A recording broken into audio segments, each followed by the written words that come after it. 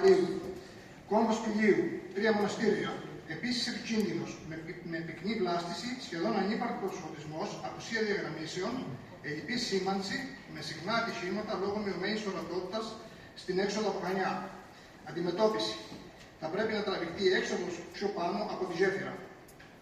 Κόμβος Αμαρίου, επικίνδυνος, αλλά λιγότερο, γιατί έχει μικρότερο κυκλοφοριακό φόρτο, ο οδηγός καλείται να διασχίσει κάθετα 4 ρεύματα κυκλοφορίας για να εισέλθει στον κεντρικό δρόμο. Αντιμετώπιση. Απαιτείται η δημιουργία ενός κυκλικού κόμβου. Συχνά καταγράφονται τροχαία ατυχήματα στην περιοχή κόμβων προς Πύλη και Τσατσικοπούλου. Όλοι οι κόμβοι χρήζουν συντήρησης και βελτιωτικών παρεμβάσεων για να γίνουν λειτουργικοί με ασφάλεια. Δημιουργία λιμανιού εκτός της παλιάς πόλης για αποσυμφόρηση του κέντρου.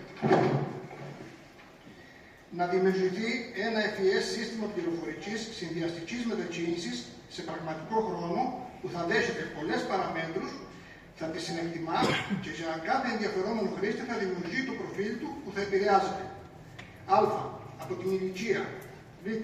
Από τη φυσική του κατάσταση. Γ. Τη διάθεση για γυμναστική. Δ. Περιβαλλοντική του ευαισθητοποίηση. Ε. Τις αποστάσεις που επιθυμεί να διανύσει και σ. Το διαθέσιμο χρόνο μετακίνησής του.